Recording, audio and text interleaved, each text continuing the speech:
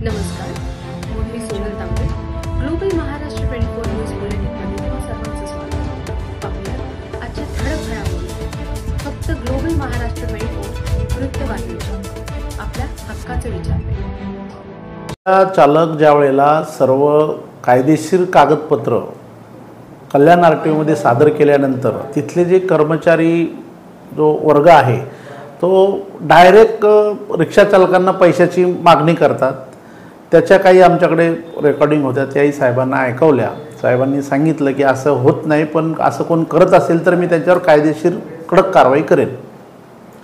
आणि दुसरा एक विषय आमचा होता असा की कालबाह्य झालेले जे रिक्षा आहे, टू व्हीलर, फोर व्हीलर, जे मोठी वाहनं आहेत ह्या जर स्क्रॅप करतात, त्या स्क्रॅपच्या याच्यामध्ये मी गेली 1 महिन्याभरामध्ये आंदोलन केलं होतं की त्या वजनाप्रमाणे रिक्षा चालकाला पैसे मिळाले पाहिजे. जो कोणी असेल तो त्याला मिळाले पाहिजे. कुठलाही नागरिक असो डोंबिवली कल्याणमधला, त्याला ते पैसे मिळाले पाहिजे. त्यावेळेसही साहेबांनी आम्हाला लेखी आश्वासन दिलं, पण अजूनही तसं काही होताना दिसत नाही.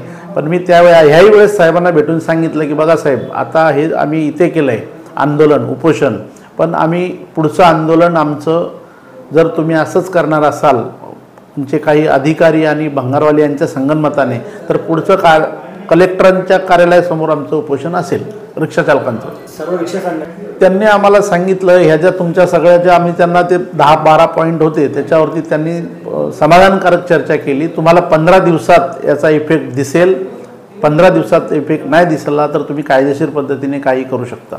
बाबतही चर्चा झाली. 7वा मुद्दा होता तो. त्यांना सांगितलं की साहेब असं असं आहे, जे नवीन वस्ती डोंबिवली शहरामध्ये वाढली आहे, खुनी पलावा असेल, अनंतमय, दावडीमध्ये आहे रिजन्सी, ही जी वस्ती वाढली याचा सर्वे करणं अपेक्षित होतं. जो आपण अगोदरचे स्टँड आहेत तो सर्वे केला, हे स्टँडचं सर्वे करणं अपेक्षित होतं आणि मीटर डाऊन करून तो सर्वे करणं अपेक्षित होतं आणि मीटर दर आणि शेअरिंग दर निश्चित करणं गरजेचं होतं. तेही झालं नाही. साहेबांनी तेही आश्वासित केलं की तेही करू म्हणून. अध्यक्ष शेखर जोशी बोलतोय. RTOतील भ्रष्टाचाराबाबत डोंबिवली रिक्षा युनियन कृती समितीने एक निवेदन देऊन भ्रष्टाचाराच्या विरोधात आवाज उठवण्याचं ठरवलं होतं. त्यानुसार त्यांना निवेदन देण्यात आलं.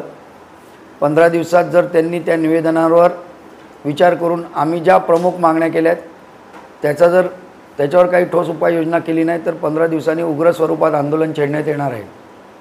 आमच्या प्रमुख मागण्यांमध्ये त्यांनी तिथे रिक्षा स्क्रॅप करताना चाललेला भ्रष्टाचार, त्यानंतर FRC प्रकरण आहे, फ्रेश रजिस्ट्रेशन सर्टिफिकेटमध्ये चाललेला घोटाळा, त्यानंतर 2 क्लार्क असे आहेत की तेच ऑफिस चालवत आहेत, बारकुळ साहेब ऑफिस चालवत नाही आहेत असा आमचा ठाम आरोप आहे, त्यांच्यावर कारवाई करणे.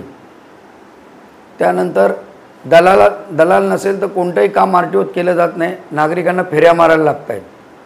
नवीन एक त्यांनी मुद्दा काढला आहे, जेव्हा कोणतंही ट्रान्झॅक्शन करायचं असतं, ऑनलाईन ट्रान्झॅक्शन करताना जर तुमच्याकडे मोबाईल नंबर अपडेट नसेल तर तो मोबाईल नंबर अपडेट करावा लागतो.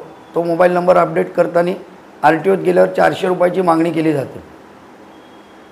रिक्षाचालकांना नाहक तिथे त्रास दिला जातो आणि रिक्षाचालकांचे पेपर तिथनं गाळ होत आहेत. वेळोवेळी वारंवार संघटनांनी तक्रार करून देखील त्याच्यावर कोणतीही उपाययोजना न केल्यामुळे आम्ही टोकाचं ठोस पाऊल उचललेलं आहे. याबाबत बारकुळ साहेबांनी काही तुम्हाला समाधानकारक उत्तर दिलं आहे का? बारकुळ साहेब समाधान उत्तर म्हणजे आपलं थातूर मातूर करून आमच्या तोंडाला पानं पुसलेत. डोंबिवली शहरामध्ये जो सर्वे झाला त्याला देखील आमचा ठाम विरोध होता. रिक्षा सर्वे करताना आमची मागणी होती की पुढे रिक्षा असावी, त्या रिक्षाचा मीटर चालू असावा आणि रिक्षा स्टँड ठरवताना त्याच वेळेस नेमके शेअर्सचे भाडं आणि मीटरचं भाडं असे फलक डोंबिवली शहरात प्रत्येक ठिकाणी जागोजागी लावण्यात यावेत. पण ते RTO महापालिकेवर ढकलते, महापालिका RTOवर ढकलते आणि नागरिकांच्या तोंडाला आणि रिक्षाचालकांच्या तोंडाला पानं पुसत आहेत.